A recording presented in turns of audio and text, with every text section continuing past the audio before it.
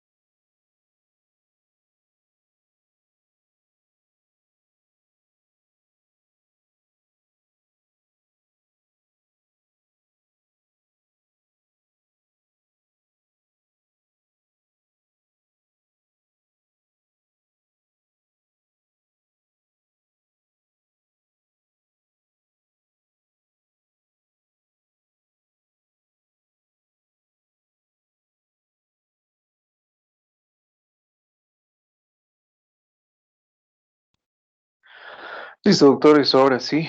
Bueno, iniciamos con lo que es el estudio de pulso arterial. ¿Listo?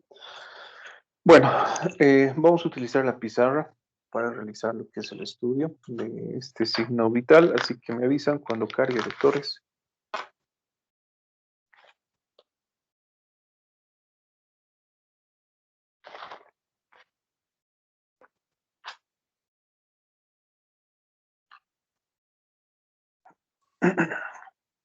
A mí ya me cargó, doctor.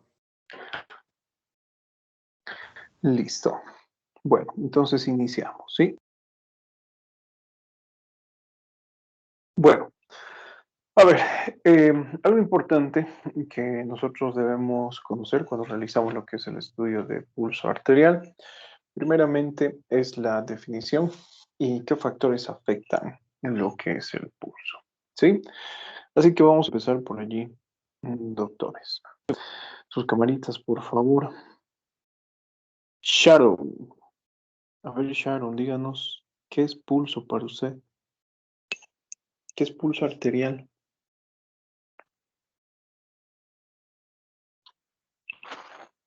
¿Dónde está Sharon?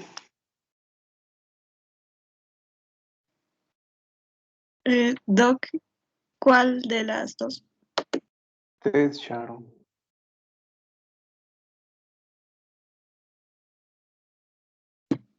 Mm, Doc, no sé. No sabe lo que es Andrea Jaramillo Reynolds. ¿Qué es pulso, doctora?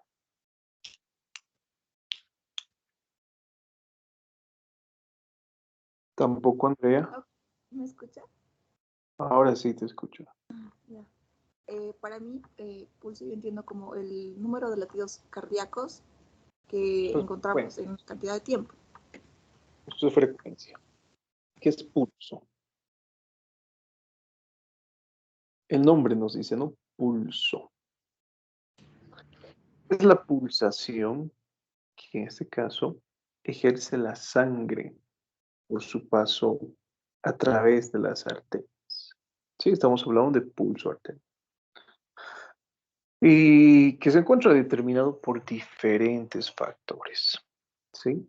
Entre esos factores encontramos obviamente lo que es la fuerza de contracción cardíaca, encontramos lo que es la frecuencia, por eso vamos a hablar más adelante de frecuencia de pulso, encontramos frecuencias altas, frecuencias bajas, depende de lo que es la fracción de eyección y del volumen latido, depende del gasto cardíaco, depende de la volemia. Si ustedes recuerdan lo que hemos hablado en clases pasadas, cuando hemos estudiado presión arterial, puede ser que uno de estos parámetros se modifique y su modificación nos lleve justamente a que los demás parámetros también se modifiquen. ¿A qué me refiero? Ya sabemos que es volemia, ¿no? ¿Qué pasa si existe lo que es una disminución del volumen sanguíneo? El gasto cardíaco también se reduce. ¿Qué sucede, por ejemplo, con el volumen latido? También se reduce, ¿no?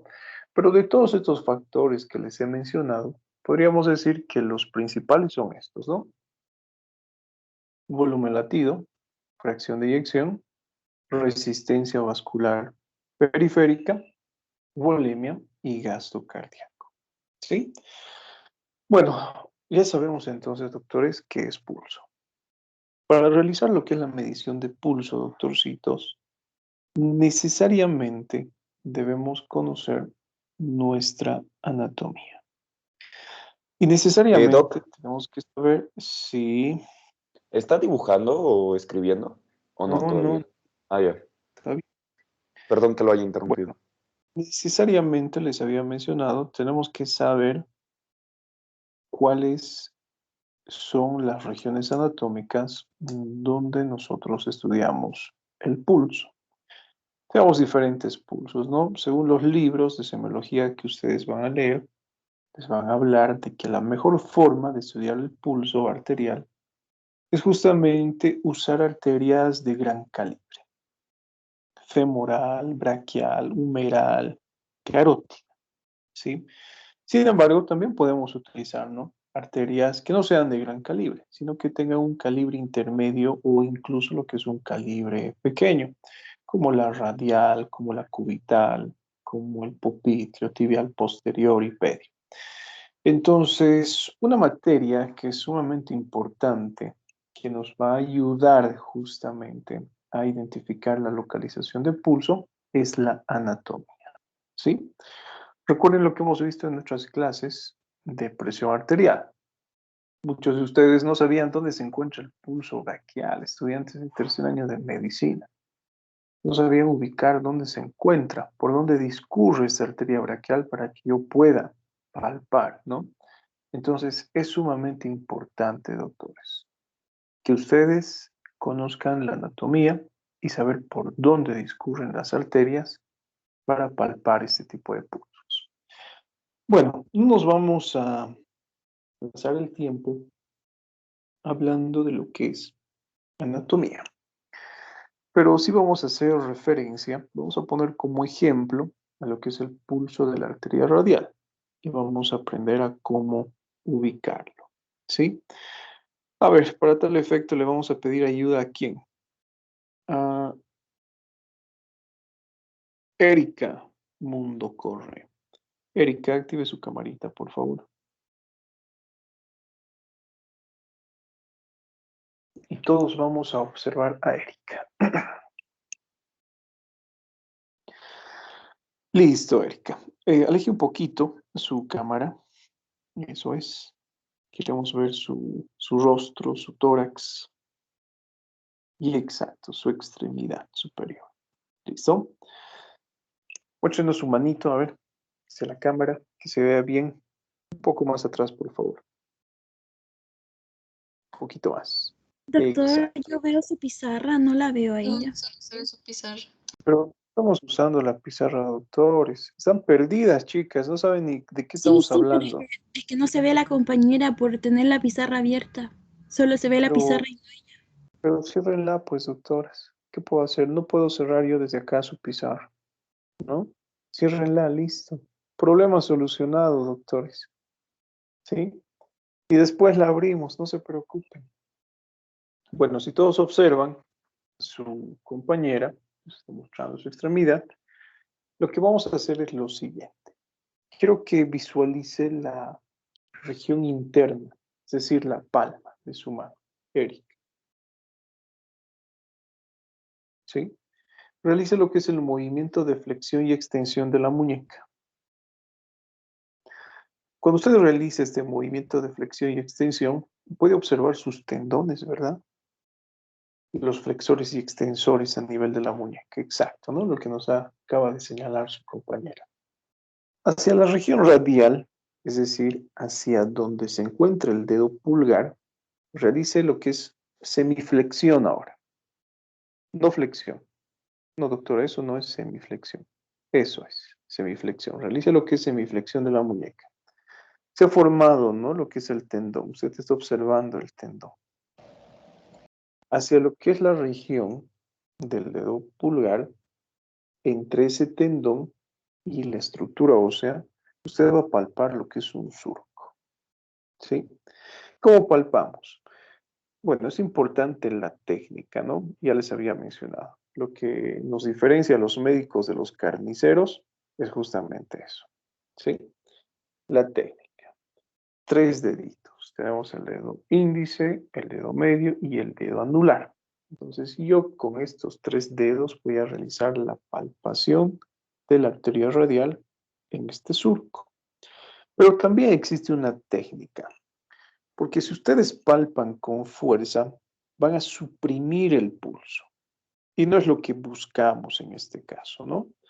Con el dedo índice, lo que usted va a hacer es realizar una palpación ejerciendo fuerza, pero no la suficiente como para obstruir, ¿no? Lo que es el pulso. Con su dedo índice palpe fuerte ese canal. Con el dedo anular haga lo mismo, palpe fuerte. Y el dedo medio coloque o apoye sobre la superficie de la piel. Usted va a sentir en este caso, a ver, ¿qué ha sentido? Díganos, antes de que me adelante.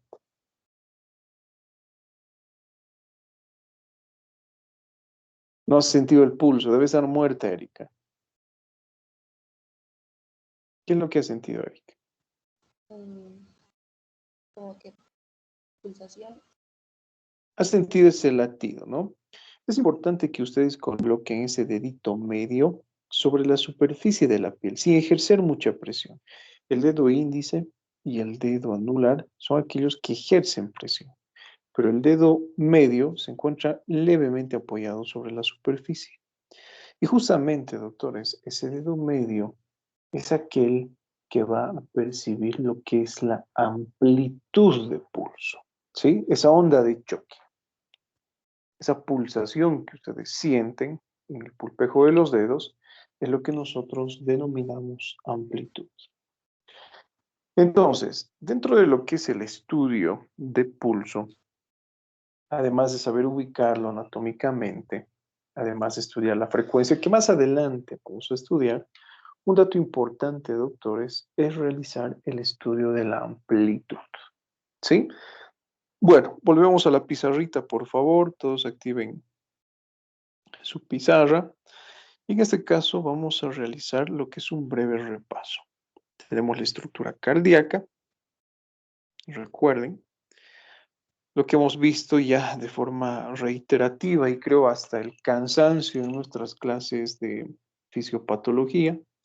En este caso, la sangre proveniente del retorno venoso llega a la aurícula derecha. Ya sabemos qué le sigue, ¿no? Ventrículo derecho. Pasa a través de algunas válvulas. Tenemos la válvula tricúspide, tenemos la válvula pulmonar, tenemos la válvula, por ejemplo, mitral y tenemos la válvula aórtica. ¿Sí? La sangre llega, después de pasar por la circulación pulmonar, hacia la aurícula izquierda, luego ventrículo izquierdo y posteriormente, ¿no? Es expulsada hacia lo que es la circulación sistémica a través de lo que es la aorta. ¿Sí? Entonces, para que exista lo que es una adecuada amplitud de pulso, doctores, nuestro corazón, bueno, debe trabajar de forma efectiva. Es decir, la cantidad de sangre o la cantidad de volumen que llega a la estructura cardíaca debe ser la óptima, debe ser la adecuada. En este caso, podríamos decir que especialmente la funcionalidad del ventrículo izquierdo es aquella que va a estar en estrecha relación con lo que es la amplitud de pulso. Si es que ese ventrículo izquierdo es capaz de distenderse de forma efectiva para recibir lo que es un volumen adecuado de sangre, si es que es capaz de contraerse de forma efectiva para generar lo que es una fracción de eyección adecuada, entonces lo característico será que el paciente presente lo que es un pulso con una amplitud conservada. ¿Listo? Gráficamente, doctores, este tipo de amplitud conservada es representado por este tipo de gráfica. Lo vamos a hacer medio cuadrado, ¿sí?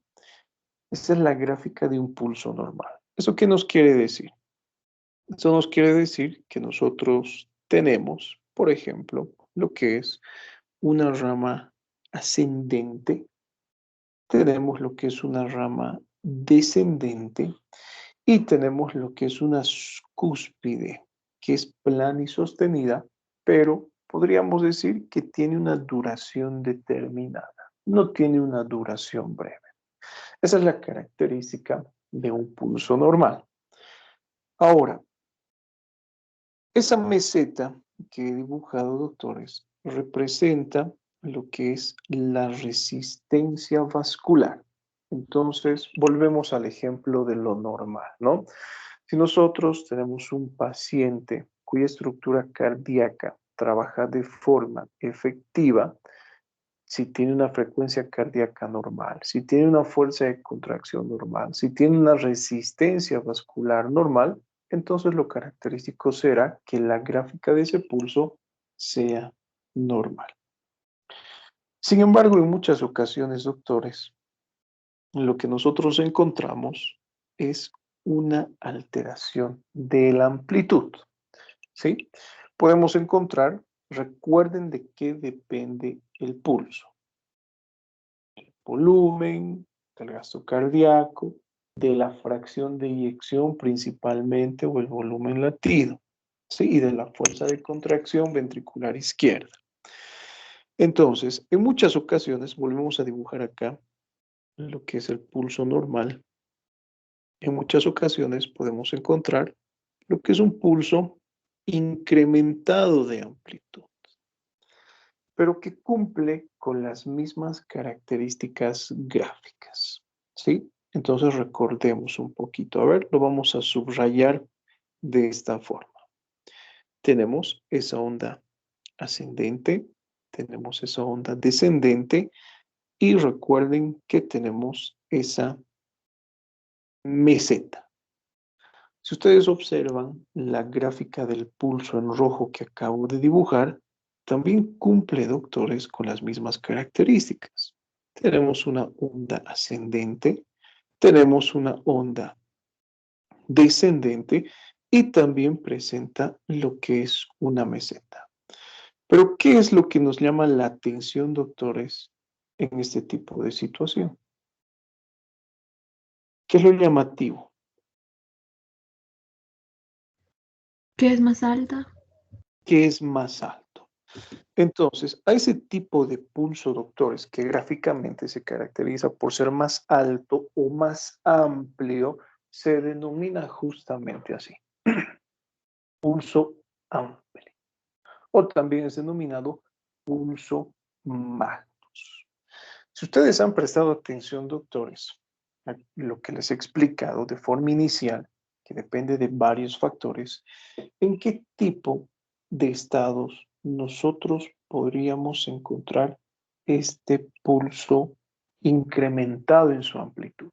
Semiológicamente, cuando ustedes realizan la palpación de pulso, esa expansión va a ser fuerte, va a ser sumamente intensa. Eso es lo que van a percibir al examen físico.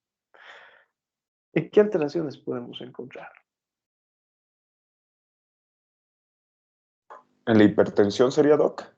Doc, quizás en una hipertrofia cardíaca. Hipertensión y la hipertrofia cardíaca no. Les voy a explicar por qué no. ¿Estenosis? Embarazo, Doc. Perdón. Embarazo, tal vez. Podríamos decir que incrementan en estados fisiológicos o en estados patológicos que cursen con lo que es una fracción de eyección incrementada. ¿Sí? Si es que existe un incremento de la volemia, bueno, muchas veces existe lo que es un incremento de la fracción de eyección. Si es que existe un incremento del gasto cardíaco, también muchas veces existe lo que es un incremento de la fracción de eyección. El ejemplo, ¿no?, que nos ha dado su compañera, el embarazo. En un embarazo existe un incremento de la volemia. Existe lo que es un incremento del gasto cardíaco. El gasto cardíaco se incrementa entre un 20 a 25% en una etapa de gestación. Y si es que existe un incremento del gasto cardíaco, existe lo que es un incremento de la fracción de eyección. Entonces, por lo tanto, va a existir lo que es un incremento de la amplitud de pulso. ¿Sí? ¿En qué otros estados podríamos encontrar? A ver, ¿ustedes creen que la actividad ¿Estenosis? podría producir ese tipo de amplitud? Sí, la actividad física. La actividad física. Ustedes realizan ejercicio, incrementa su frecuencia cardíaca, incrementa su gasto cardíaco, incrementa la fuerza de contracción del ventrículo izquierdo e incrementa, por ejemplo, lo que es la fracción de eyección. Es otro ejemplo. ¿Listo? Hablamos de otras alteraciones, por ejemplo, como los denominados estados hiperkinéticos, que ya habíamos mencionado con anterioridad. La anemia, la fístula arteriovenosa, en aquellos pacientes que presentan hipertiroidismo, tirotoxicosis. En este tipo de pacientes podemos encontrar este tipo de pulso, ¿sí? Bueno, tomando en cuenta lo que nos dice también su libro de semiología de Chamorro, podríamos encontrar en el bloqueo auriculoventricular de tercer grado. En estados de estenosis, no. Una de sus compañeras por allí, ¿no?, nos decía, en estado de estenosis, ¿podemos encontrar este tipo de pulso? No. Lo que nosotros encontramos en caso de una estenosis, por ejemplo, es un pulso que es totalmente contrario a este, que recibe el nombre de pulso parvus. Entonces lo vamos a dibujar acá. Tenemos ese tipo de pulsación. ¿Sí? Perdón. Listo. ¿Cuál será la diferencia con el trazo negro y el otro trazo rojo que es alto? La diferencia se encuentra ¿La amplitud? en El la, ampli- ¿no? Una De doble la misma pulsación. no, de la misma forma tiene lo que es una rama ascendente, tiene una rama descendente, y Al igual que los otros pulsos, bueno, también nosotros encontramos lo que es esa meseta. Sin embargo, lo que me llama la atención es la disminución de la amplitud. Ese tipo de pulso, doctores, nosotros los encontramos en las estenosis, en la estenosis aórtica, pulmonar, en la tricuspidia y en la mitral. Es mucho más frecuente encontrar en la estenosis mitral.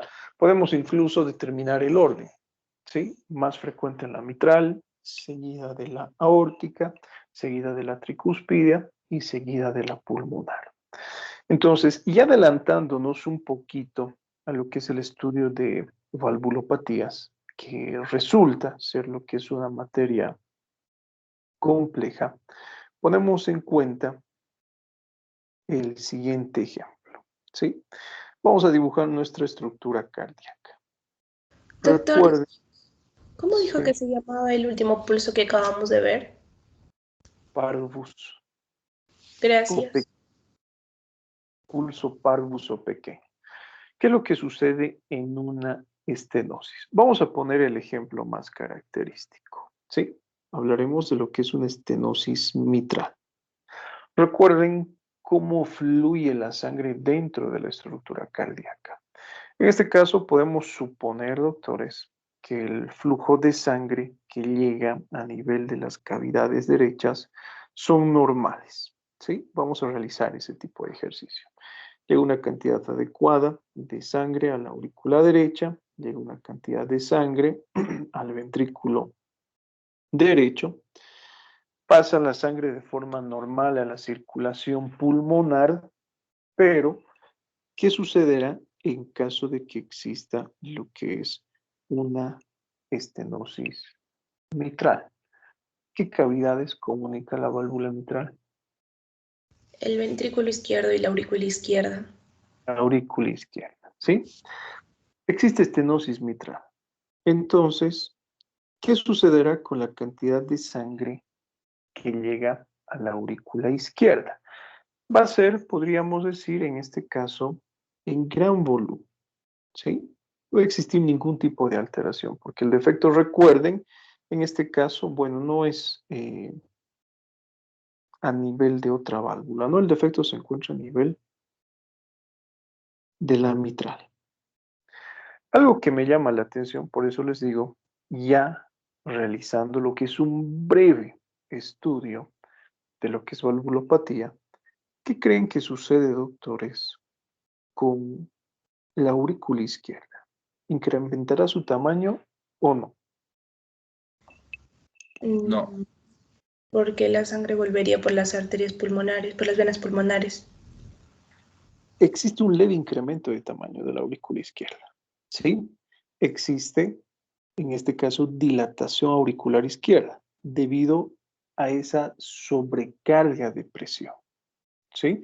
Y lo que su compañera ha mencionado, ¿no? Debido a esa sobrecarga de presión de la aurícula izquierda, existe lo que es un flujo de retorno hacia la estructura vascular pulmonar y otra manifestación clínica que vamos a encontrar en el paciente es el denominado edema agudo de pulmón. Entonces, ¿qué es lo que sucede en este caso con la aurícula izquierda? Incrementa su tamaño, ¿sí? Se dilata. ¿Por qué se dilata, doctores? Debido a la estenosis. Esa válvula estenótica va a impedir que exista lo que es un flujo adecuado desde la aurícula izquierda hacia el ventrículo izquierdo. Entonces, ¿qué sucederá con la cantidad de sangre que llega al ventrículo izquierdo? Está disminuida. ¿O será Es reducida? reducido. Listo. ¿Qué dice su compañera? Se encuentra reducida.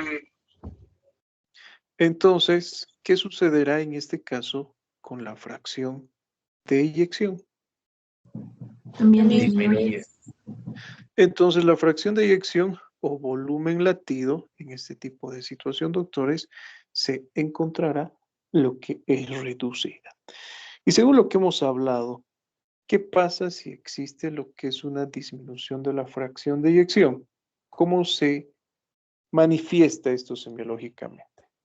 ¿Cómo lo La que es amplitud Con un pulso baja. parvus. Disminución de la amplitud. listo? Y fíjense que es sencillo, ¿verdad? existe lo que es una disminución de la amplitud. Entonces, nuevamente comparamos. Tenemos lo que es ese pulso magnus por un lado y tenemos ese pulso parvus por el otro lado.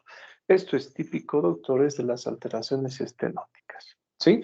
Entonces ya saben por qué el pulso magnus no cursa con lo que es o no es frecuente en estenosis. El tipo de pulso que es frecuente en los procesos estenóticos valvulares es el pulso pequeño, el pulso parvus, ¿sí? Entonces, pregunta, doctores, en caso de una insuficiencia, por ejemplo, una insuficiencia aórtica, ¿qué tipo de pulso encontraremos? Realicen el mismo ejercicio, a ver. Imagínense, recuerden anatomía, fisiología, en este caso estamos hablando de insuficiencia aórtica. ¿Qué comunica la válvula aórtica? Al ventrículo izquierdo y la aorta. Y la aorta. Si existe insuficiencia aórtica, esa válvula no se puede cerrar, ¿sí? Y si no se cierra, existe lo que es un flujo retrógrado de sangre. ¿Hacia dónde existe ese flujo retrógrado de sangre? Al ventrículo izquierdo. Al ventrículo izquierdo, ¿sí? Entonces, ¿qué pasará con el volumen de sangre a nivel ventricular izquierdo? Aumentaría. Aumenta. Incrementa, ¿no? Lo que es el volumen telediastólico. Y si existe lo que es un gran incremento de volumen a nivel del ventrículo izquierdo, ¿qué pasa con la fuerza de contracción cardíaca? Aumenta. Aumenta. Incrementa, ¿sí? Y si existe un incremento de la fuerza de contracción ventricular izquierda, ¿qué pasa con la fracción de eyección? Aumenta. Aumenta. Incrementa. Y si existe un incremento de la fracción de eyección, ¿qué tipo de pulso encontraremos en un estado de insuficiencia aórtica, por ejemplo? Pulso magnus. El pulso magnus. Pero en este caso, bueno, recibe otro nombre, ¿no? Que lo vamos a ver enseguida. Hace referencia a lo que es el denominado pulso Seller o pulso en martillo de agua. Que como característica importante, por ejemplo, es que este pulso Seller o en martillo de agua es un pulso también incrementado en amplitud. Pero ¿cuál es la diferencia? Si ustedes observan, tenemos algo en común entre estos tres tipos de pulso que estamos hablando, que conservan su morfología. Tiene la rama ascendente, tiene la rama descendente y tiene lo que es esa meseta sostenida, ¿sí? Cuando hablamos del pulso Seller, del pulso Tardus, del pulso Bisferens, por ejemplo, ya cursan con ese tipo de alteraciones en la morfología de la O, ¿sí? Bueno, seguimos hablando del pulso Parvus, que es el pulso pequeño. Cualquier tipo de alteración, doctores, que sea capaz de disminuir o de cursar con una reducción de la fracción de eyección, presenta este tipo de pulso. Pregunta, a ver, vamos a asociar con infarto agudo de miocardio. En el infarto, les había mencionado, existe lesión de tejido, existe isquemia, existe necrosis. El corazón muchas veces pierde la capacidad para trabajar de forma efectiva, especialmente para contraerse de forma efectiva. Si este fuera el caso, un infarto, ¿qué tipo de pulso esperamos encontrar en este tipo de pacientes? Parvus, doctor. Un pulso parvus, ¿sí? Supongamos que tenemos un paciente con insuficiencia cardíaca, como dice el nombre, ¿no? Un corazón insuficiente, un corazón que no puede trabajar de forma efectiva. En este tipo de situación, ¿qué tipo de pulso encontraremos? El Pulso parvus. También el pulso parvus. Incluso en nuestras clases de fisiopatología, ya dentro de poco vamos a estudiar lo que es insuficiencia cardíaca y se van a dar cuenta que dentro de la clasificación de insuficiencia cardíaca encontramos aquella que cursa con disminución de la fracción de eyección, con fracción de eyección normal y con fracción de eyección incrementada. Entonces, Ya siendo más específicos, es frecuente encontrar en aquellos pacientes con insuficiencia cardíaca, pero con patologías que cursen con reducción de la fracción de eyección. Alguna de sus compañeras hace algunos instantes había mencionado que la hipertensión arterial es capaz de producir un pulso magnus. No tanto así. ¿Por qué?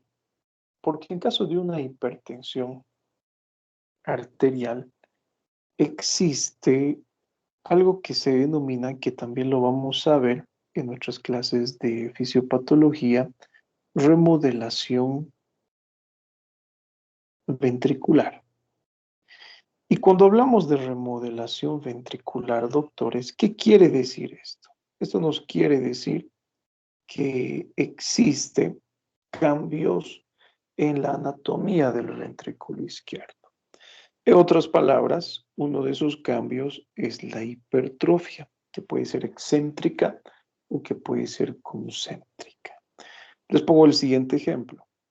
¿Sí? Vamos a simular, vamos a comparar, mejor dicho. Este es el ventrículo derecho, cuyas paredes son normales. En caso de lo que es una hipertensión, debido a ese proceso de remodelación, existe ese tipo de hipertrofia. ¿Sí? ¿Qué es lo que sucede con el tamaño de la cavidad? La cavidad reduce su tamaño. ¿Y qué sucede en este caso con la capacidad para almacenar sangre? Disminuye. También se va a ver reducida, ¿no? Eso es lo característico.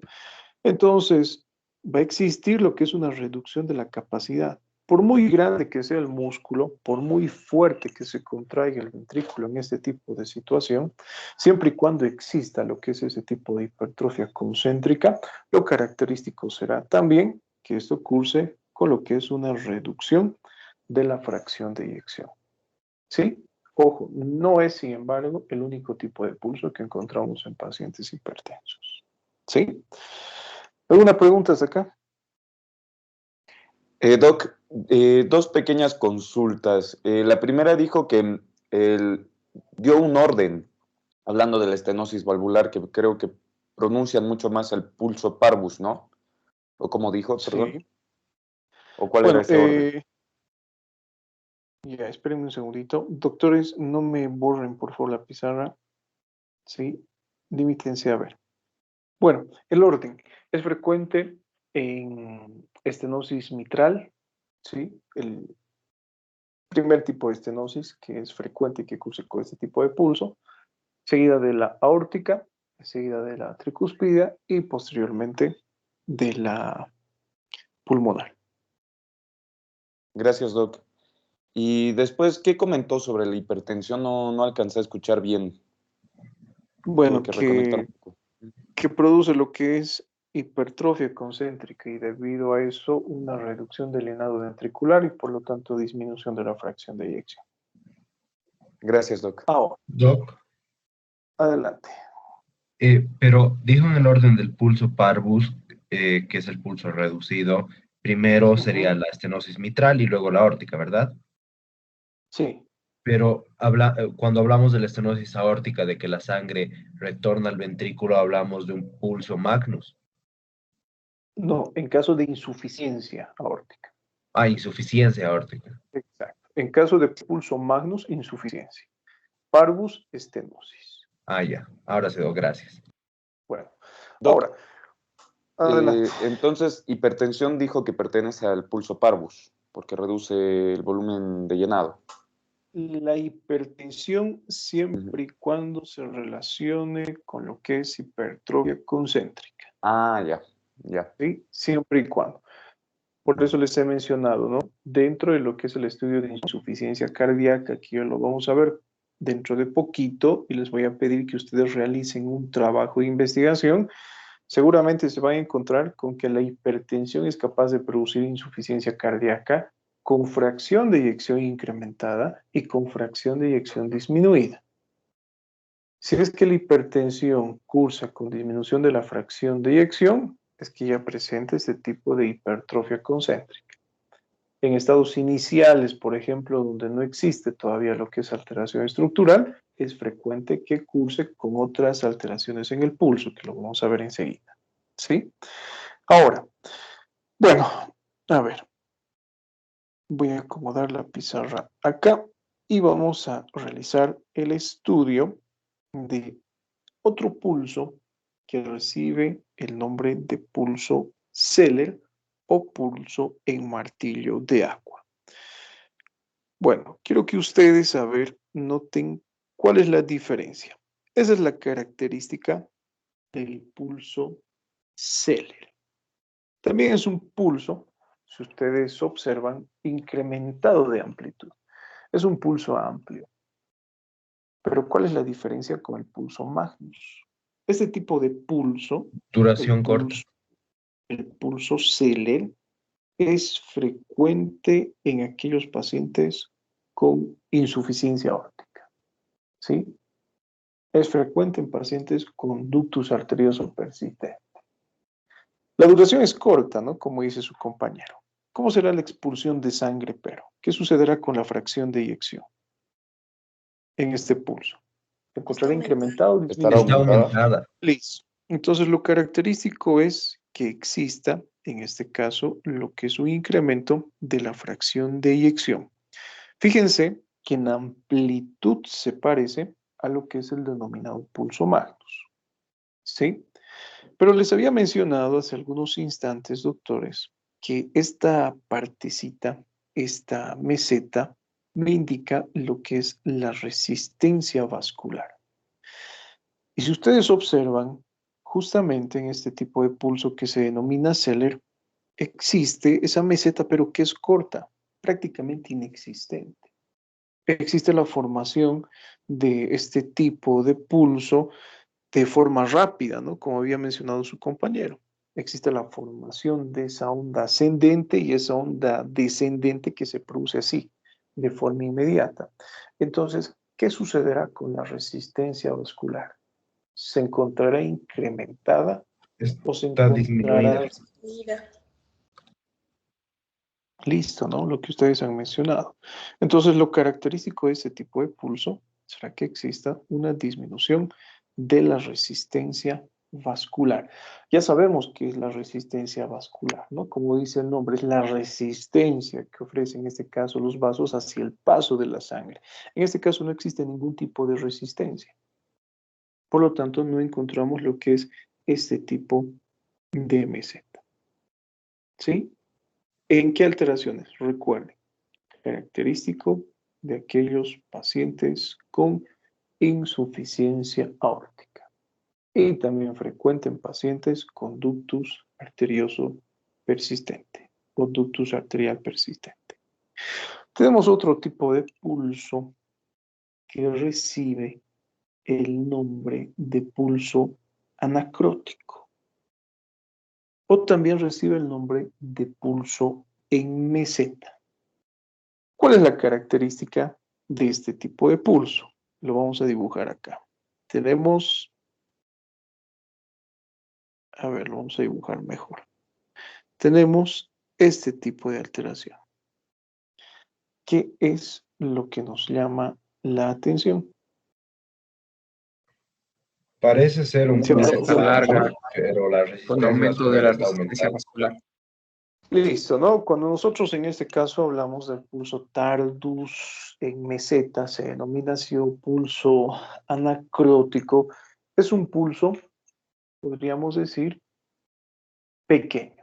Es un pulso parvus. Algunos autores conocen a ese tipo de pulso con el nombre de pulso parvus et tardus. ¿Eso qué quiere decir? Que es un pulso, en este caso, pequeño, pero que presenta esa meseta plana y sostenida, como su compañero no nos había mencionado. ¿Eso qué quiere decir entonces? A ver, en términos fisiopatológicos, que existe una disminución de lo que es la fracción de eyección. Por eso la amplitud se encuentra disminuida. Pero ¿qué sucede con la resistencia vascular? se encuentra Sí. incrementada. Incrementado. Entonces, si hace algún momento, doctores, nosotros hemos mencionado de que este tipo de pulso, que se denomina pulso Zeller o en martillo de agua, es característico de alteraciones tipo insuficiencia, este otro tipo de pulso, que se denomina pulso parvus et tardus, será frecuente en qué tipo de pacientes? Estenosis. Típico de pacientes con estenosis. ¿Sí? Doc. Uno es característico de la insuficiencia aórtica y el otro es característico de la estenosis aórtica. ¿Sí? Adelante. También se podría ver en pacientes con ateroesclerosis, ya que las placas de ateroma van a ofrecer resistencia vascular. Difícilmente, podría ser, ¿sí? Podría ser, ¿por qué no? Por ejemplo, en este caso, hablaríamos, a ver, de la aterosclerosis aórtica, por ejemplo. ¿Sí? Podríamos encontrar en este tipo de alteraciones. Sin embargo, para realizar el diagnóstico de aterosclerosis no nos basamos en el pulso. Recuerden lo que hemos visto en nuestras clases de fisiopatología, ¿no? Nos basamos en lo que es la concentración y el estudio laboratorial del perfil lipídico de manera general. ¿Listo? Podríamos sospechar. Como sospecha está bien, pero como un dato definitivo, nunca. ¿Sí? ¿Qué Doc, más? Adelante. no pude ver yo el dibujo del pulso, no sé si hizo en la pizarra o no me está cargando a mí. Creo que no le está cargando. ¿Todos están viendo? ¿Los demás? Sí, Doc. Sí. Lo último que ha hecho son los círculos. Listo. Bueno, a ver, esperemos unos minutitos más, por favor, porque también me aparece el mensaje de error de conexión y bueno, no me va a permitir compartir la pizarra. Bueno, mientras tanto nos vamos adelantando, ¿no? Este pulso anacrótico, podríamos decir que es un pulso retardado, ¿sí? No solamente se caracteriza por lo que es eh, la disminución de la amplitud, sino también porque existe lo que es un pulso lento, ¿no? De allí el nombre de pulso parvus et tardus, pulso pequeño y retardado, ¿sí? A ver, voy a salir de la pizarra y les voy a volver a compartir mejor. ¿Alguna otra pregunta, Mario? Doctor, sí. Entonces, un pulso parvus es más de estenosis mitral y un pulso parvus et tardus sería de estenosis aórtica, ¿verdad? Sí. Está bien, gracias, doctor. La diferencia, si ustedes se han dado cuenta, es justamente la morfología que presenta la onda, ¿no? Y haciendo referencia, doctores, a la morfología, bueno, vamos a poner el siguiente ejemplo, ¿sí? Vamos a borrar esto. Creo que todos ya están observando nuevamente la pizarra. Doc, la inferior derecha es, ¿no? La parvus, perdón. Sí, Perdón, no, anacrónica o en meseta. sí, Ahí estaba disminuido, no, perdón, aumentada la resistencia vascular periférica, ¿no? exacto. Ya, gracias, Doc. Bueno, les pongo el siguiente ejemplo, ¿no? Vamos a dibujar acá algunos trazos ahora para que comprendamos de mejor manera las características de este tipo de pulsos. Lo que está con negro, ¿no? Lo que es un pulso normal. Gráficamente vamos a tener esto, ¿sí? Es un pulso conservado en amplitud, conservado en frecuencia. Cuando hablamos de un pulso, por ejemplo, eh, parvus o pequeño, lo característico será que exista disminución de la amplitud, pero la frecuencia se va a encontrar conservada. Cuando hablamos, por ejemplo, del pulso magnus, en este caso, recuerden, ¿no? Vamos a encontrar este tipo de pulsaciones, este tipo de gráfica, por ejemplo. Cuando hablamos del pulso Zeller, encontramos lo que es un pulso acelerado, ¿sí? Esa es la característica. Y cuando hablamos del pulso parvus et tardus, que es el que estamos estudiando en este momento, se caracteriza por ser un pulso pequeño y retardado. Lo vamos a dibujar con un color morado acá. ¿Sí? Es pequeño y retardado. ¿Sí? Esa sería la característica gráfica de ese tipo de pulso. Eso es lo que nosotros vamos a observar. Por ejemplo, tanto en un monitor cuando colocamos lo que es un catéter intraarterial o cuando realizamos la palpación del pulso en un paciente. ¿Listo? Ahora, vamos a borrar todo esto y haremos Doc, referencia a otro tipo de pulso que se denomina bisferens. Adelante. no, ya me quedó claro, perdón. Disculpe. Listo. Hablamos del pulso bisferens. Tenemos que diferenciar, doctores, lo que es el pulso bisferens con otro tipo de pulso que se denomina dicroto y con otro que recibe el nombre de pulso bigeminado. A ver, yo les voy a dibujar la gráfica y quiero que ustedes me indiquen cuáles son las diferencias. ¿Sí? Voy a dibujar esta primera y posteriormente esta. A este pulso de acá lo vamos a denominar bisferens y a este de aquí lo denominamos pulso dicroto. ¿Qué diferencias ustedes observan en las gráficas? Son similares hasta cierto punto. ¿Cuáles son las semejanzas y las diferencias? La Ahí se- melladura, la diferencia sería la amplitud y en cuál, o sea, y cuándo aparece esa amplitud, porque en la bisferens aparece después, o sea, viene la melladura y después viene la amplitud, mientras en la dicroto primero está la amplitud y después una bifurcación, ¿no? Y disminuye la amplitud. A ver, ¿y los demás qué dicen? Doctor, hay una diferencia primero en la fracción de eyección. En la bisferens hay mayor fracción de eyección a comparación de la dicroto. En lo que sería con respecto a la resistencia vascular periférica, primero en la bisferens vemos que hay una menor resistencia vascular y luego aumenta. En cambio, en la dicroto primero está aumentada la resistencia y luego disminuye. Listo, ¿no? Lo que han mencionado sus compañeros. El pulso bisferens, doctores, nosotros podemos encontrar en pacientes con lesión aórtica, doble lesión aórtica. Podemos encontrar en pacientes con insuficiencia aórtica, por ejemplo, y también en la miocardiopatía hipertrófica. ¿Sí? Bueno, cuando hablamos del pulso dicroto, esto es frecuente de encontrar en algunas alteraciones infecciosas. Y una de las alteraciones infecciosas que con frecuencia tiende a producir ese tipo de alteración es la fiebre tifoidea, ¿no? Ahora, en su periodo de estado, que es lo que nos señalan los libros. Una diferencia, pero marcadísima, que ustedes están observando acá, es la amplitud. ¿Sí? En uno tenemos lo que es una amplitud incrementada y en el otro no. En ambos encontramos ya lo que es una alteración de la morfología normal de la onda. Observen, por ejemplo, y comparemos con los pulsos que se encuentran en la parte superior. Tienen lo que es la rama ascendente, la rama descendente y tiene esa meseta plana, ¿no? Y sostenida.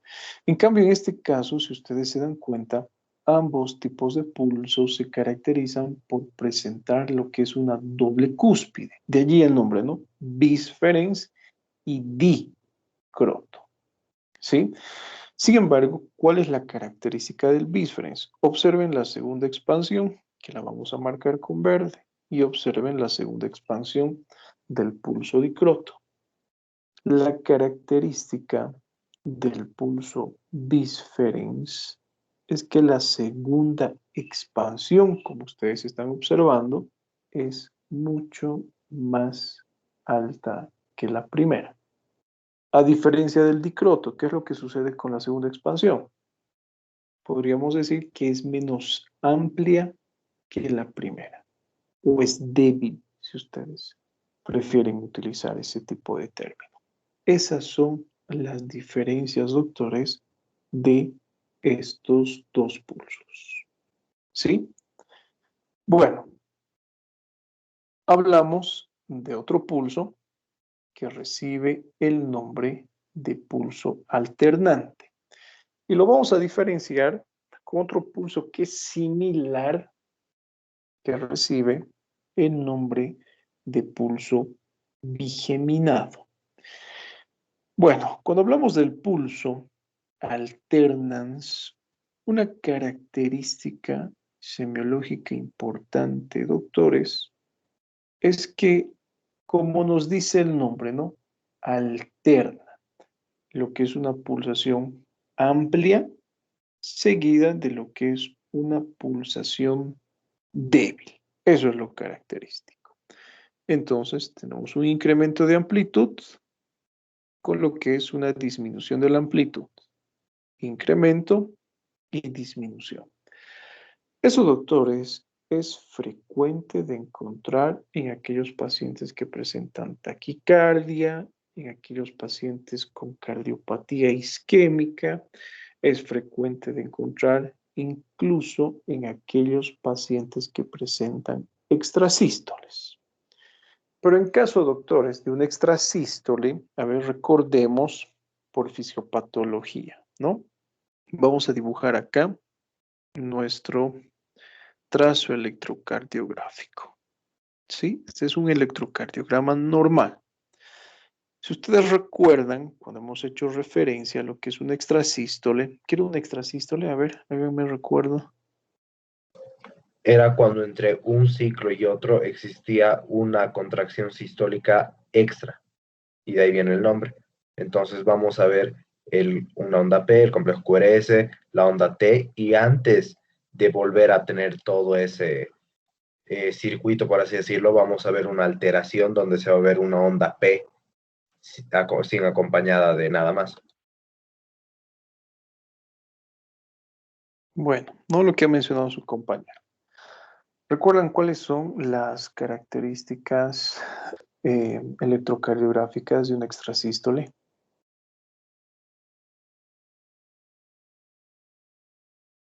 Se adelanta a lo esperado en el electrocardiograma con relación a los otros ciclos.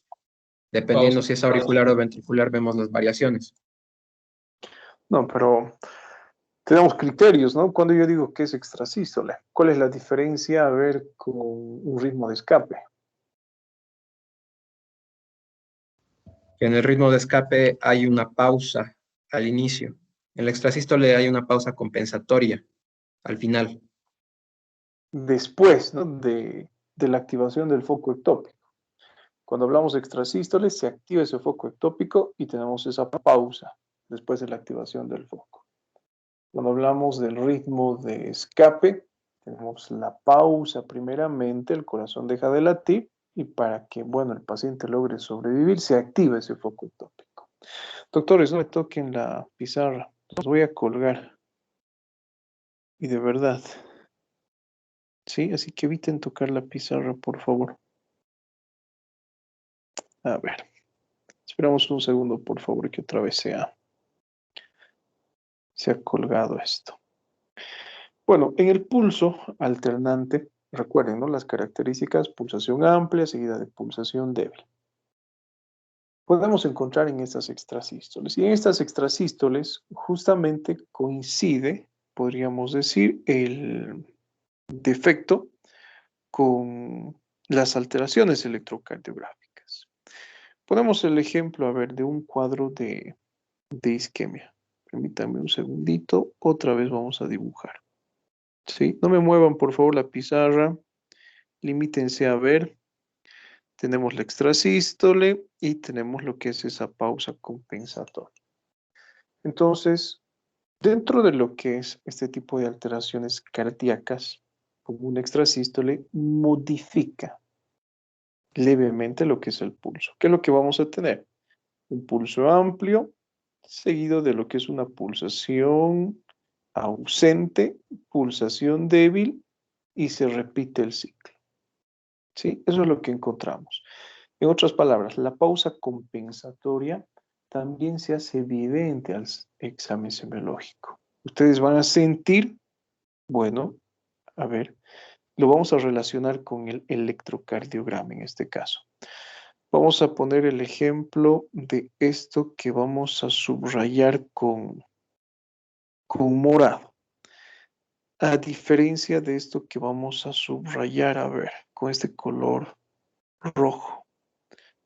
Semiológicamente, lo que está dibujado con morado, ¿qué tipo de pulso producirá a diferencia del extrasístole? ¿Un pulso más amplio o menos amplio, a diferencia del extrasístole?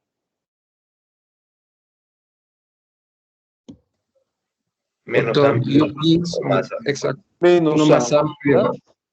Menos amplio. Vamos a tener una pulsación así. ¿Y qué sucede cuando existe la extrasístole? Tenemos lo que es el pulso amplio. Aumenta. Y luego la pausa compensatoria. ¿Sí? Fíjense que esas alteraciones electrocardiográficas semiológicamente también se manifiestan. Entonces recuerden, siempre y cuando encontremos este tipo de alternancia entre un pulso amplio y débil, pulso alternante. Ahora, ponemos el ejemplo con lo que es el pulso bigeminado.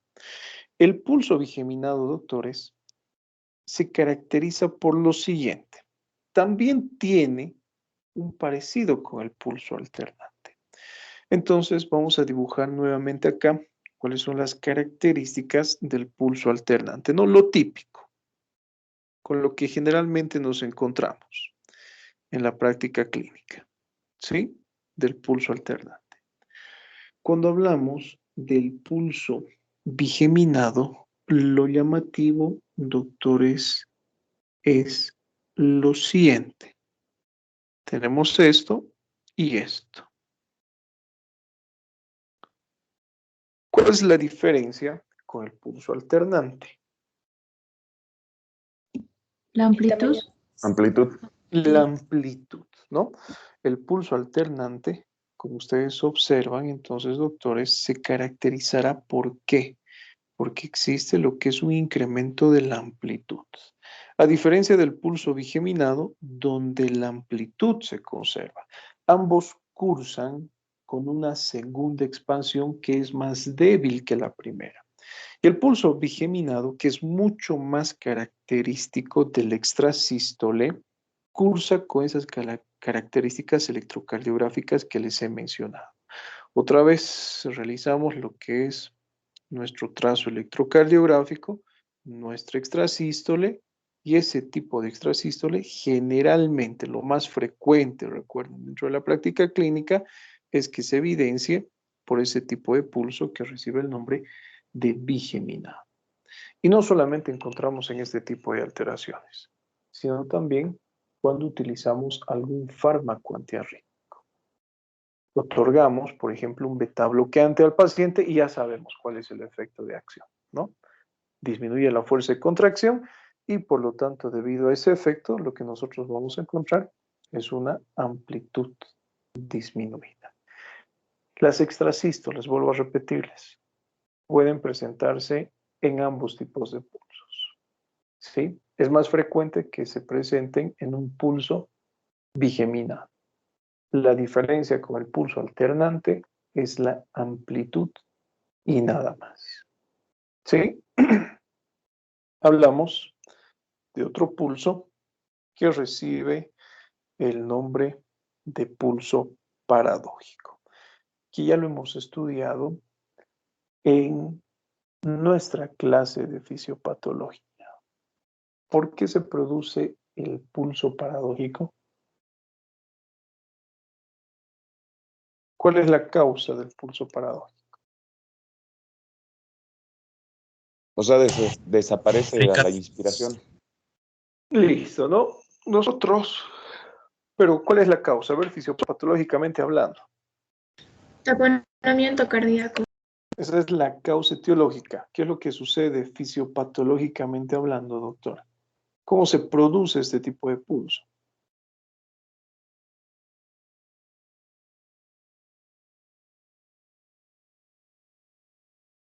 No, y es bien olvidado, doctores. ¿Cómo se No era, produce? ¿No era un aumento del retorno venoso? No. A ver, ¿qué sucede? ¿Descenso de la presión sistólica? Descenso de la presión arterial sistólica, ya puede ser, pero ¿por qué se produce? Ya se han olvidado. Bueno, a ver, mientras ustedes van recordando, se denomina pulso paradójico porque existe una paradoja, ¿no? Ya sabemos que es una paradoja. ¿Qué es una paradoja, doctores? Contradicción. Contradicción, no, tanto así no. Una contradicción a la lógica.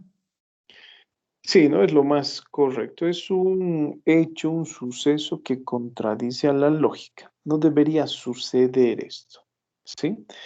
Entonces, primeramente vamos a realizar lo que es una comparación entre lo que es el pulso arterial y lo que es el pulso venoso, ¿sí? Vamos a realizar lo que es un versus de estos dos. ¿Y qué es lo que nosotros encontramos? Cuando hablamos del pulso arterial, doctores, una diferencia importante con el pulso venoso es que este solamente se caracteriza por tener una onda. Si han realizado el ejercicio de palpar el pulso arterial, se han debido dar cuenta que existe una sola onda de expansión. El pulso venoso tiene dos ondas, que más adelante las vamos a estudiar.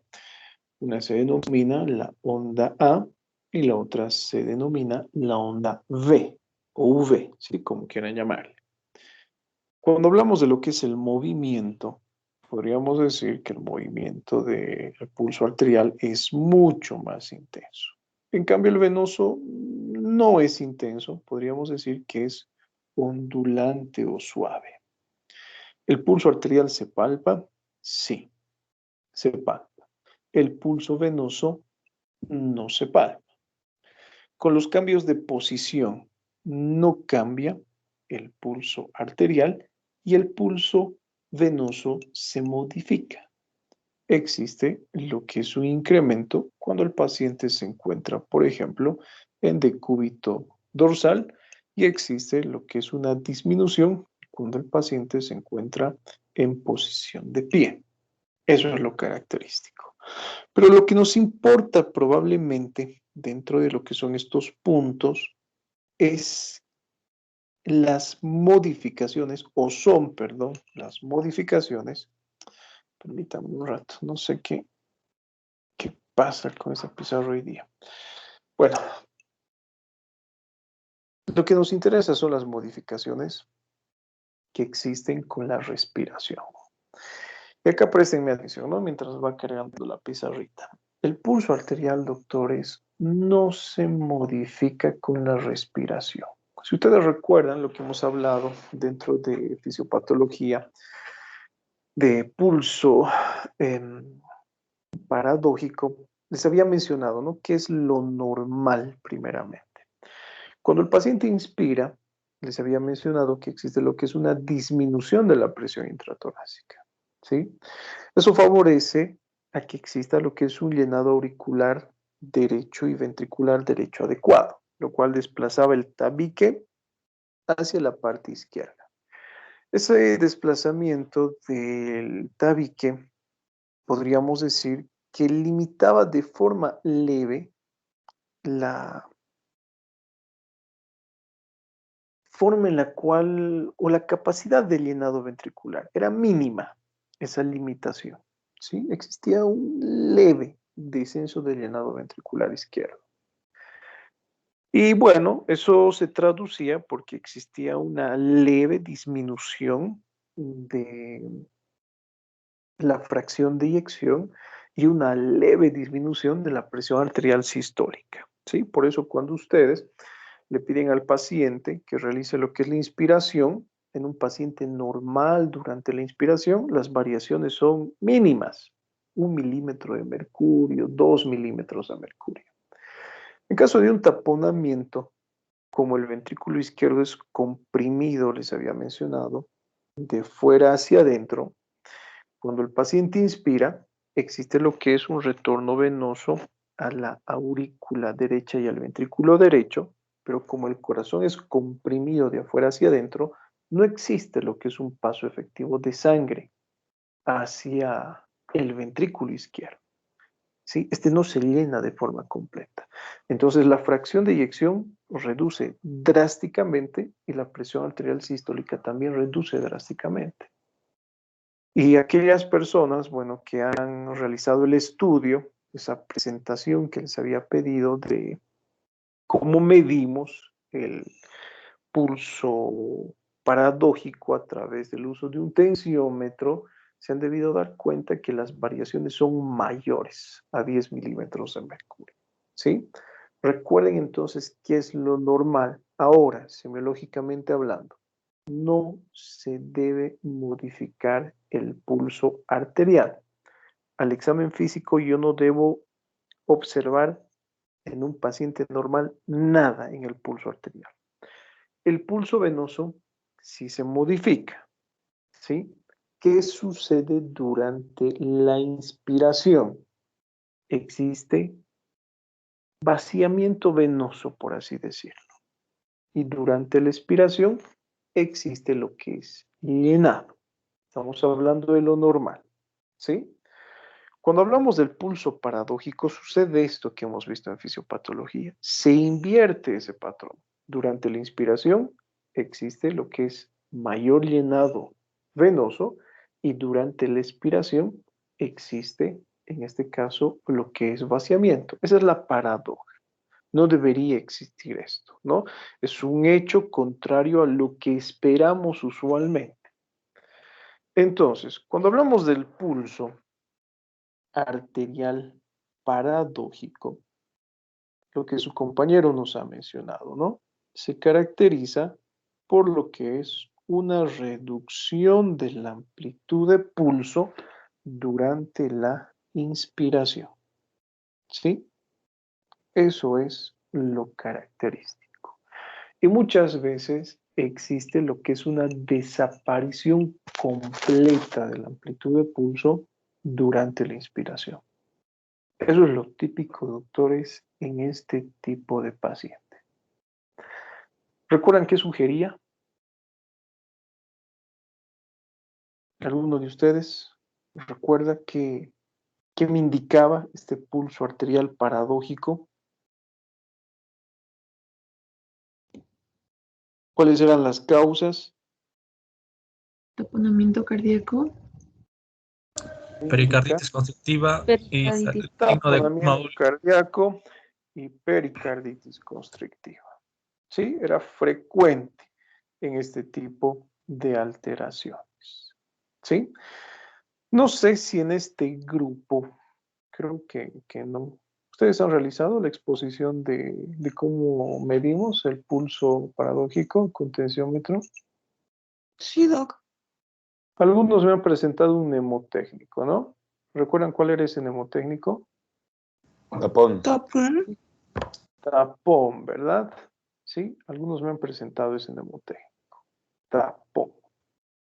¿Qué significa tapón? Taponamiento cardíaco, pericarditis constructiva, obstrucción de la vena cava superior y neuropatía obstructiva.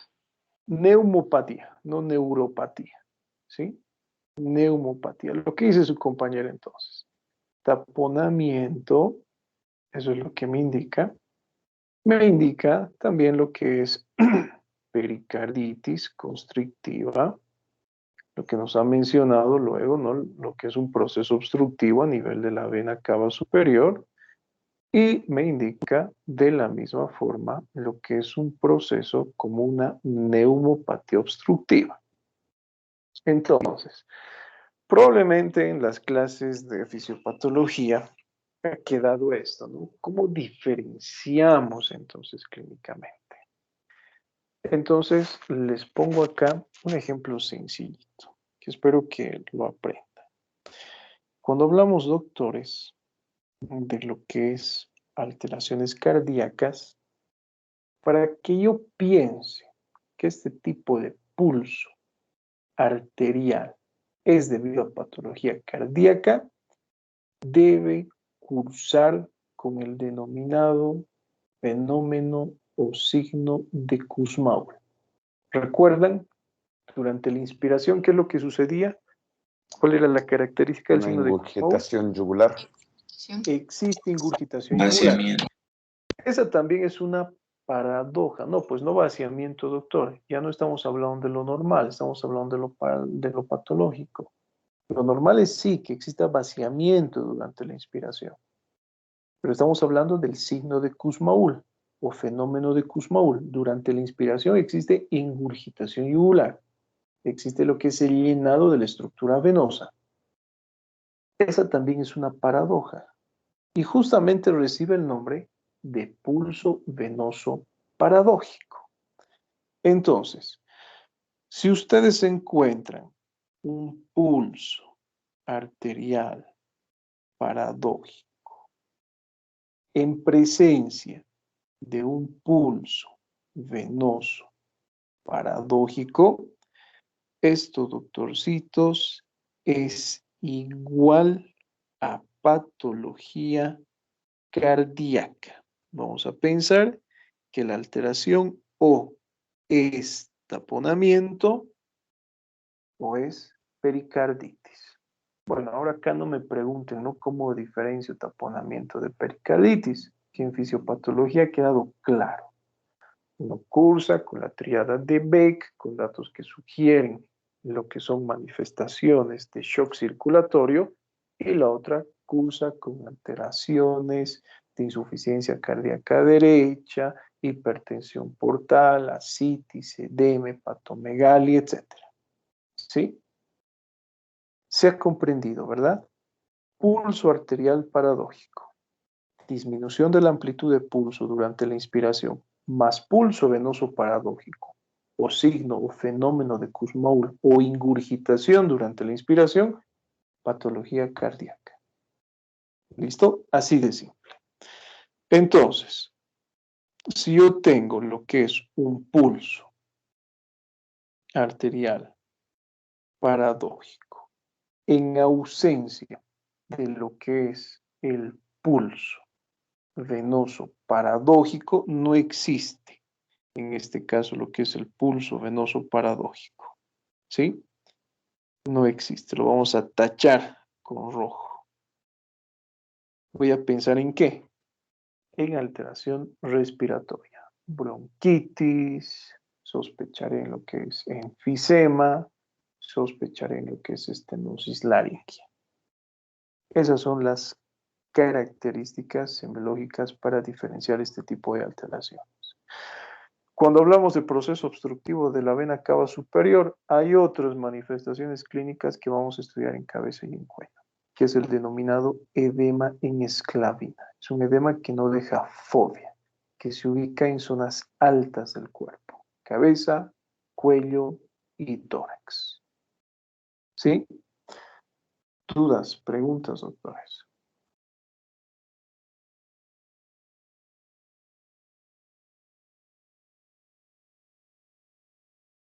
No, ninguna, ¿todo claro? Doc, algo que Sí. no escuché muy bien, cuando nos dijo que el pulso venoso era ondulante, el pulso arterial, ¿cómo dijo que era? En vez de ondulante. Expansivo. Expansivo. Gracias. Expansivo. ¿Qué más, doctores? Que yo sepa, hemos visto ya este tema. Creo que me están haciendo repetir otra vez. Y creo que Cristian me ha preguntado justamente sobre lo que es pulso venoso paradójico. No, doctor, hemos visto en doctor, fisiopatología. ¿Sí? En fisiopato, sí. Sí, en ¿Se fisiopatología entiende, ya verdad, hemos visto. doctores? Cuando pensamos alteraciones cardíacas, cuando pensamos en alteraciones respiratorias, ¿o no está claro? Sí, doctor, una pregunta. En la obstrucción de la cava superior, ¿cómo se llamaba el edema? Esclavina. En esclavina. Gracias. Edema en esclavina. Listo. Ahora, ¿cuál es la característica del signo o fenómeno de Kussmaul, doctores? La ingurgitación tiene que ser bilateral. ¿Sí? Así de simple. Tiene que ser bilateral. Si es unilateral, ni patología cardíaca ni patología respiratoria. Pensamos en otras alteraciones como la costilla cervical y el síndrome del escaleno. ¿Listo? Entonces, a manera complementaria, y está claro lo que hemos visto en fisiopatología. ¿Sí? Bueno, terminamos nuestra clase Doc, haciendo referencia al denominado pulso filiforme. Adelante. una duda sobre la ingurgitación yugular como tal. Si una persona está realizando ejercicio ya de una edad avanzada y se le logra ver, digamos, acá lo que uno puede asumir como ingurgitación yugular, pero unilateral, ¿qué podría uno asumir? Porque hay un aumento, ¿no?, del gasto cardíaco. ¿Es normal en personas ya de edad avanzada? Nunca debería ser normal. No, no es nada normal. Sí, para nada normal. Puede ser una manifestación inicial de insuficiencia cardíaca, de predominio derecho. Sí, no es para nada normal. Gracias, Ahora, Doc. eso lo vamos a ver un poquito más adelante, ¿no?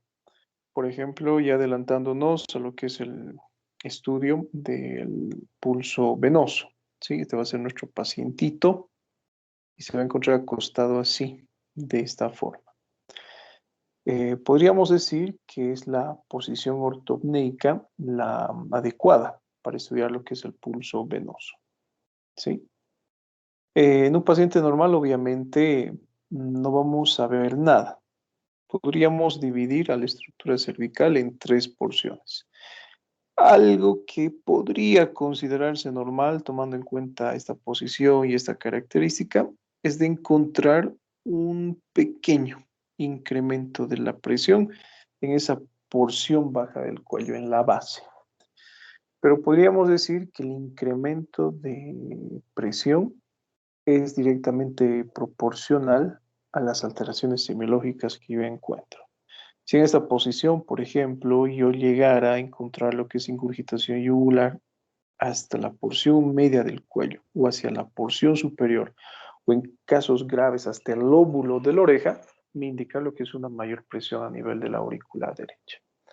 Dato típico que sugiere insuficiencia cardíaca. No hay que buscar otras manifestaciones que sugieran insuficiencia cardíaca, pero este ya es un criterio mayor para establecer el diagnóstico de este tipo de patología. Ahora, si el paciente en decúbito, y acá les voy a poner otro ejemplo, ¿no? Si mi paciente se encuentra en posición de decúbito, ¿sí? Así, ¿qué es lo que sucede con el retorno venoso? Se va a ver favorecido. Entonces nosotros podemos ver un leve dibujo, en este caso, de la yugular a nivel cervical. Sí, muchas veces imperceptible, pero ya podemos observar. ¿Por qué? Y esto tiene una explicación lógica, ¿no? Porque existe una comunicación, podríamos decir, directa entre lo que son las yugulares y lo que es la aurícula derecha. Por eso les digo, el retorno venoso se ve facilitado. Imagínense, en posición de pie no podemos encontrar esto. Si mi paciente en posición de pie presenta esto, bueno, nosotros pensamos en un mayor incremento de la presión venosa. Eso lo vamos a detallar tanto cuando realicemos el estudio de pulso venoso y cuando realicemos el examen de estructura cervical. ¿Sí? ¿Qué más, doctores? ¿Alguna pregunta o duda? Ninguna. Hablamos del pulso filiforme. Bueno, vamos a dibujar otra vez, ¿no? Nuestros pulsos. Tenemos acá el pulso normal, tenemos el pulso magnus, ¿sí? Tenemos lo que es el pulso parvus y con rojo dibujamos el pulso filiforme. ¿Qué es lo que nos llama la atención? Que es un pulso sumamente disminuido de amplitud, pero incrementado en lo que es frecuencia. Esto es frecuente de encontrar en pacientes con shock hipovolémico. Pierden volumen, el corazón como respuesta presenta lo que es un incremento de la frecuencia cardíaca para satisfacer las necesidades de oxígeno, pero como está perdiendo el paciente sangre, por ejemplo, entonces lo característico es disminución de la amplitud. Y en algunos estados avanzados de la insuficiencia cardíaca, especialmente la de predominio izquierdo, encontramos también este tipo de pulso. ¿Sí? El pulso filiforme. Listo, doctores. Si no hay preguntas y no hay dudas, nos despedimos. Doc, una pequeña consulta. Cuando usted nos mostró las frecuencias de los pulsos, ¿en qué literatura aparecen dichas frecuencias? ¿En el mismo Chamorro, para complementar un poco? ¿Qué frecuencias, perdón? Porque nos mostró, digamos, ¿no? Como ahora el filiforme, pero de los principales, al inicio que no alcancé a escuchar muy bien, voy a repasar igual con la grabación. Las Pero frecuencias, pero no hemos hablado de frecuencia todavía. no es frecuencia, pero Las, ¿cómo las llamó, perdón? Porque las gráficas, supongo. gráficas, sí, sí. Bueno, está en el libro de Suros, en el libro de Chamorro, en el libro de Argente Álvarez, están en todos los libros estas gráficas. Ah, ya. A ver. Muchas gracias, Doc. Doc, en Chamorro no he encontrado, he visto y me he ido a la parte de palpitaciones porque no hay un apartado como pulso como tal. No hay pulso arterial, debe haber. ¿Qué ediciones? La última, la cuarta.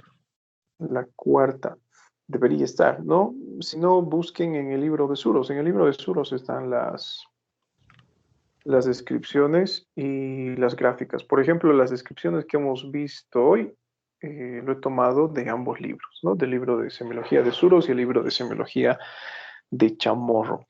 Pero si han prestado atención, doctores, a la clase, ahí está, ¿sí? Justamente pensando en que algunos libros, el libro de Argente creo que no tiene las gráficas, ¿sí? Por eso he utilizado la pizarra, ¿no? Para graficarles. Entonces, espero que hayan prestado atención, doctores. Bueno, ni para revisar la grabación, ¿no? Porque las pizarras no se graban en las clases. Ese es el problema. ¿Qué más? ¿Saben qué? Miren, yo les recomiendo algo, ¿sí? Cuando utilizamos pizarra, no sé si se conectan desde computadores o qué sé yo, pero conectándose también desde el celular, desde su tablet, iPad, etcétera, pueden descargar otros programas. Hay uno que se llama Filmora, creo, que les permite grabar la pantalla de su computador. Entonces, yo les recomiendo que lo descarguen y cada vez que utilicemos pizarra, graben las clases, ¿no? Y la grabación directamente se va a guardar en lo que es su computador, o su tablet, o su celular. E hice la prueba, por si acaso. Por ejemplo, mi hijo tiene clases en la escuela y muchos maestros no graban las clases, ¿no? Tienen prohibido grabar por diferentes situaciones, ¿no? Hay niños que no están inscritos, que no pagan pensiones, entonces les limitan lo que es visualizar las grabaciones posteriores. Entonces, alguna vez, ¿no? Él me dice a manera de repaso, bueno, he visto matemáticas, pero no me acuerdo que hemos visto en clases y no puedo revisar porque debido a estas situaciones los maestros no graban las clases. Hemos descargado en su iPad la aplicación y en mi computador, entonces cualquier momento él ingresa, activa este programa y puede grabar la pantalla de lo que están viendo. No hagan lo mismo, doctores, cada vez que utilicemos la pizarra. ¿Qué más? Nada más. Les llamo lista, atentos. Nos vamos a conectar a las 10:35 a fisiopatología. ¿Sí, doctorcitos? No se van a emocionar iniciar la clase antes de tiempo. Doctor. Adelante. No, le digo, está bien, doctor. Listo. Este es el grupo A, ¿no? A ver.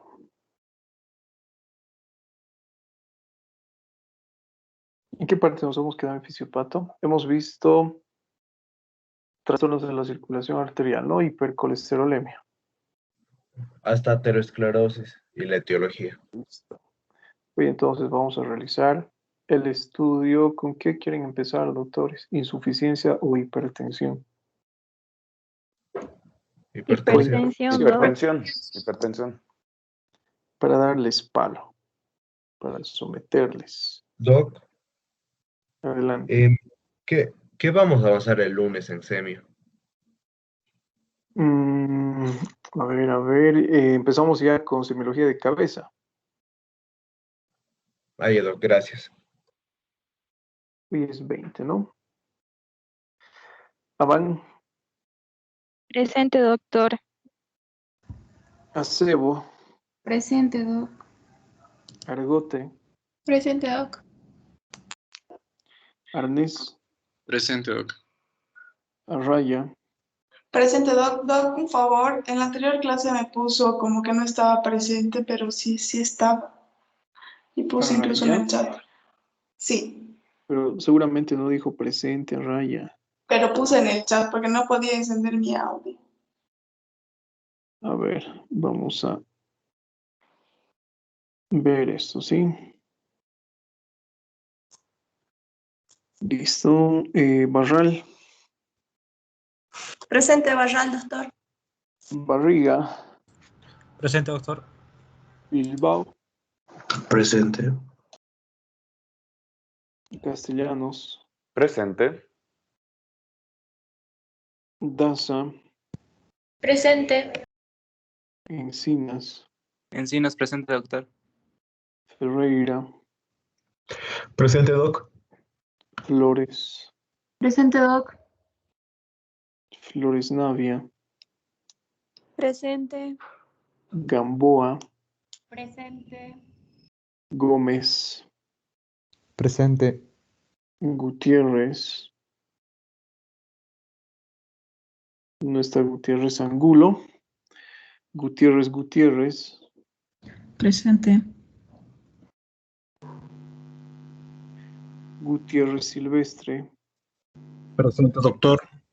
José, Presente, Doc. Guaita, Presente, doctor. Hurtado, Presente, doctor. Ibarra, Presente, doctor. Jaramillo, Presente, doctor. Loaiza, Presente, doctor Loaiza.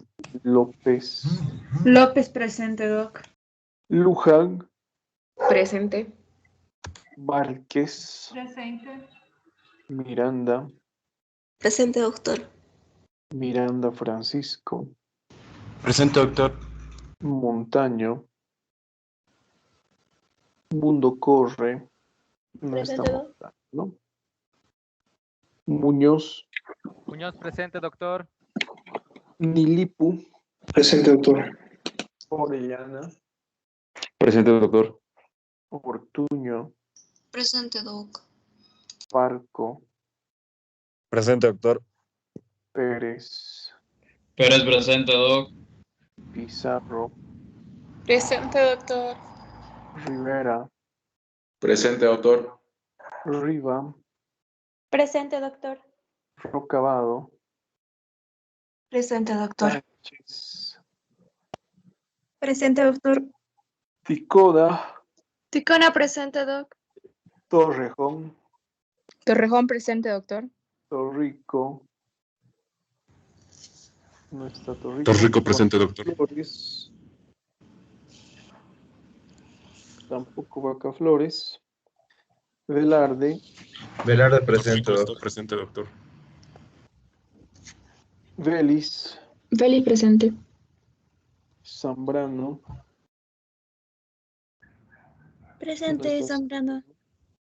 Zambrano Sharon, Presente, doctor. Zamorano, Presente, doc. Centeno, Presente, doctor. Garay Presente, doctor. y Vargas. Presente, doctor. Listo, doctores, nos vemos entonces a las 10:35. Hasta entonces. Gracias, Nos doc. vemos, Hasta luego. Doc. Hasta luego. Gracias, doctor. Hasta luego. Hasta luego, doctor.